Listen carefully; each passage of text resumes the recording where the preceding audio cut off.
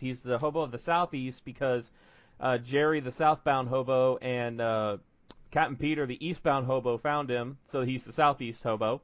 Yeah, and it makes sense that he's Southeast because of the connection to the musical abilities of Jerry. Yep. He's a singer. Jerry plays the saxophone, so. And then then Andrew showed up, and Classy and Jerry took Teddy's limo and ran away, and the limo got destroyed. And the then, speech that Tommy gives Teddy about saying no is the fun. Oh, that was so good. You bought two guys a $30,000 limo that live on the street. One of my other favorite parts is when Djibouti's ending their stream. They take Jerry, they put him in the boxcar at the train yards, and Andrews is texting them, "Where's the limo, Jerry?" Hey, come on, Andrews. You know I ain't got no car. Oh, I'm tired. I'm going to sleep. Jerry, where's the limo? the Mr. Rogers music too, and he just goes to sleep in a train car. I love the Mr. Rogers music. I love the Mr. Rogers music. Oh my God, as we have said every week, this has replaced TV. It has replaced TV, man. TV's lame. We'll talk about the 12-hour. They played a lot of different stuff during the 12-hour. Mario Party, Paranormal Activity, the RP, Star Trek.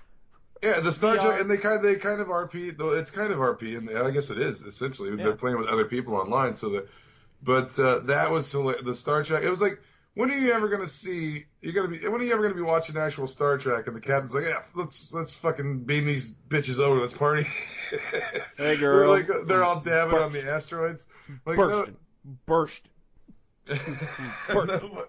Nobody, you're never gonna see an episode of Star Trek like that. So hell yeah, I mean The great thing about the RP and any of the games that they do, even like the H1Z1, all that stuff that Djibouti's been doing for a long time, like the great thing is like anything can fucking happen in these RP worlds. And it's anything, man. Like the one where Jerry's walking down the street and the dude just dives off a building like right in front of him. You see a guy jump all the way.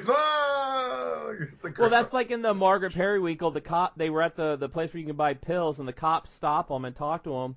And they're like, "Oh, we don't know where Jimmy is or anything." The cops go away, and Jimmy just jumps off the roof of the building. Yeah, it's like anything could fucking happen. You're just never gonna see like a group of people walking down the street, and all of a sudden a car plow through a bunch of them, and then a shootout starts. Though, gotta give. I might see that here where I live, but I mean. Gotta give some mad props to Teppy, though. At the end of the 12-hour stream, they decided they had like an hour left, and they were gonna jump on GTA, but they didn't want to do like Jerry and only have like an hour, like. Oh, we're going to start something, then it's, well, boys and girls, I got to go to sleep now. So they got on Jamjar's server and created Dr. Pepper. He's just a doctor that runs up to everybody and goes, "My God, I'm sorry. It's terminal. You have the Ebola." So, but it was like he had like a knife, which it's kind of like the same with Peter Blump. Peter Blump had the nightstick, but it was his cross. Yeah. So Dr. Pepper had a knife, but it's his scalpel.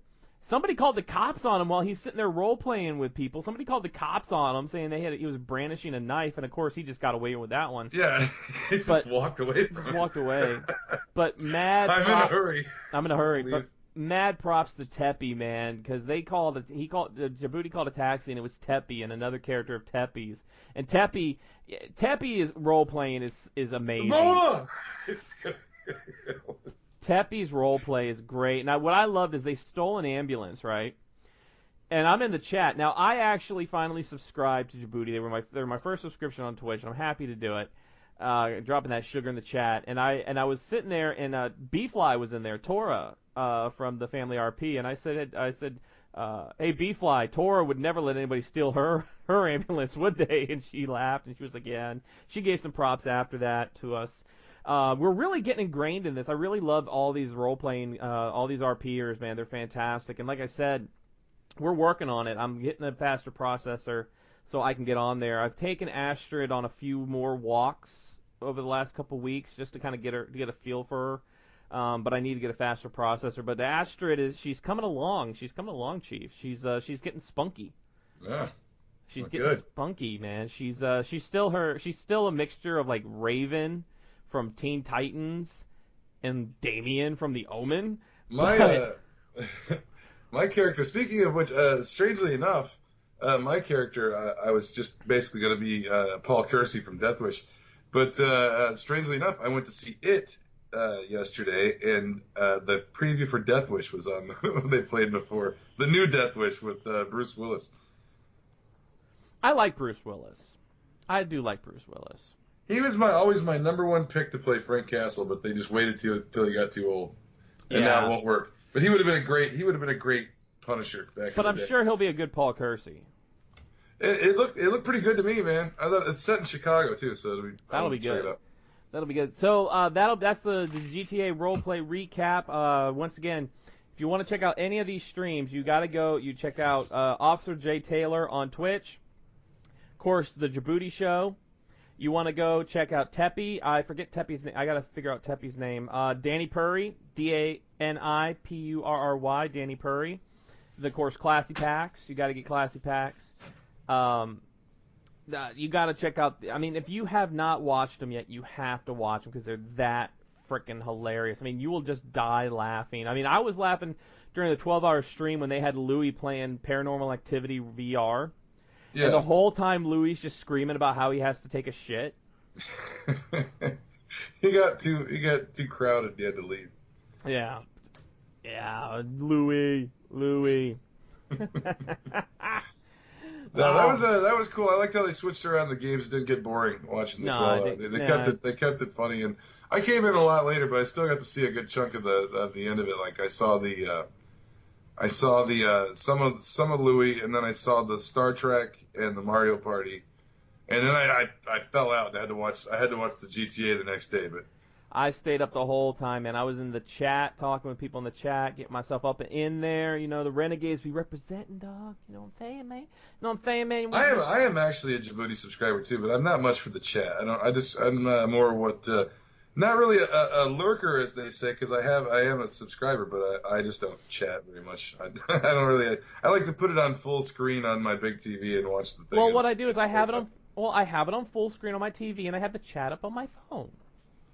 Yeah, I suppose I could do that too. I'm one of the. See, that's why I do the PR. I like to watch stuff though. I hate trying to read what's going on and try to pay attention. Right. No, I got you, man. That's why I do I do a lot of the PR stuff. Because I'll multitask screens. I'm like Tony Stark, man. I got like 17 screens around me, and I'm taking this over here. It's my immersion. It's like I gotta get my immersion, as they say. I get immersed. And that's why we need to take it out of it from the chat. I want to see you do that Paranormal Activity virtual reality, dude. That'd be great. Games do freak me out like that. Like the Walking Dead game that everybody hates, the Survival Instinct one that everybody says sucks. That game scares the shit out of me, man. Is that the one with Daryl and you're Daryl, and then you pick up various weapons. It's like first person, so it's weird for me because I like third person myself. I like being able to see my character, but it's like first person shooter, and you walk through this world, and because of my surround system in my living room when I played it, it's like the moans come from different directions from different speakers of like the zombies, and you just hear that shit coming out of the dark everywhere, and it's unnerving as shit. Yeah, I hear that. Walk through. And Resident Evil 7 scared the shit out of me when the guy ran out with the chainsaw. I was like, oh my god! I started running. I hear the moans too when I play those games, but then all of a sudden they start saying harder. I want it harder. Spank my ass. Spank my. Oh wait, what? Wait a minute. What are we talking about? Hello. You have a different problem with it than I do. That's a completely different virtual reality, I swear. Ooh. Oh my god. The Resident Evil 7 scared the shit out of me when the way that one's set up though, that's a good game. You're going to be writing a thing about it. Yeah, I'm writing a thing about it for Gaming Rebellion because I had to. They were like, you know, there's a new Rebel Roundtable is going to come out, and they wanted to do it on horror games. I'm like, I have played so many horror games, but I gotta talk about Resident Evil 7. I mean, just that mixture of survival horror, Texas Chainsaw.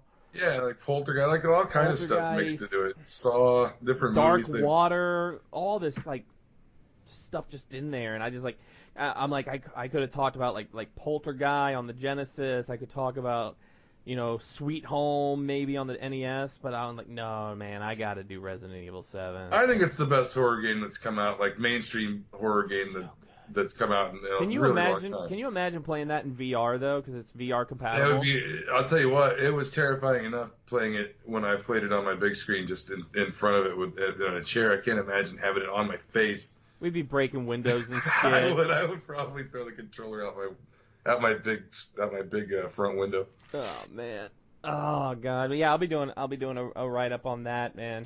I've been back into playing Final Fantasy X lately. The last couple of days, I've been doing that. I just went back and was like, I'm gonna fucking play this again. I mean, I beat God of War 3 Remastered a few weeks ago.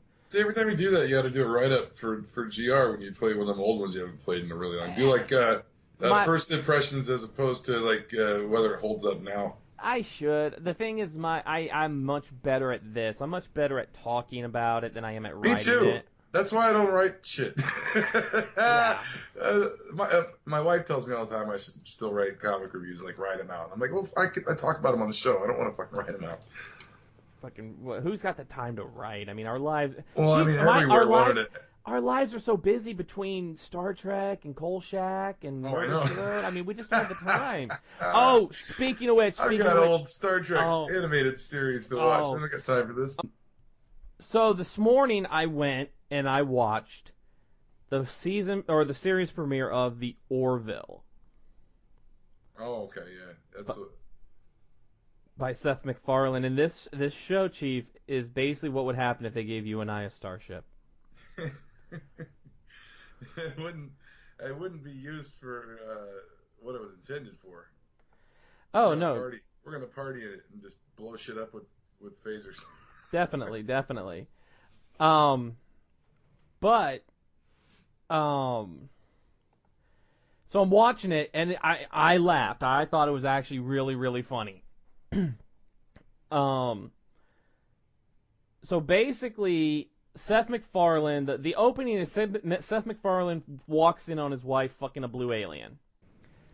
Jump to a year later, and he's been trying to deal with this. He's been showing up to work drunk a total of like 60 times, and this is like his last chance. They're gonna give him a starship. It's his last chance. And so he gets his best friend, who he says is the best helmsman, who has been on suspended from duty because he tried some maneuver and took like the door off of like one of the hatches of a ship. And he gets the ship, and I mean it's basically it's like Star Trek, but less like professional. So like his wife ends up becoming his first officer, and they're sitting there, and his friend who's a helmsman's like, oh great. They're like, what, you know her? He goes, yeah, she's a real bitch. And their alien like second in command is like, perhaps we should not be talking about this. And the other helmsman goes, oh no, it's a thing. We're talking about this. It's a thing. And when Seth MacFarlane meets the crew, this other helmsman goes, yeah, the old captain used to let us have like sodas and shit on the bridge. I'm just trying to make sure that's still going to be a cool thing. Seth MacFarlane's like, well, as long as you don't have it on the console and like spill it all over the console. So the guy's like, oh yeah, that's cool. So they're taking the ship out of dock, and you just see the helmsman reach down, grab his cup, pull it up to his mouth, and take a big drink out of the straw and put the cup back down. But it's hilarious. So they like these aliens start attacking them, and they hail them, and the alien comes up and starts berating them. But he's like, there's the screen, but he's like a little bit to like the right of the screen. And Seth MacFarlane's just like, can you take like 2 steps to your left there? Yeah, you were throwing everything off. You were like not centered in the screen, and I couldn't listen to a damn word you were saying because it just, you know. And he's trying to distract the alien. He's like, you know, what do you think about marriage? Shouldn't it be, you know, what about marriage? What if you caught your wife fucking another, you know, somebody else? I mean, literally, it's Star Trek without all the pomp and stuff. It is so it's fucking hilarious. It's on Hulu. The series premiere is on Hulu, Chief. You gotta watch it. It's hilarious. It's kind of like the Star Trek Djibouti thing. The permission to dab. Permission granted. Pretty freaking much.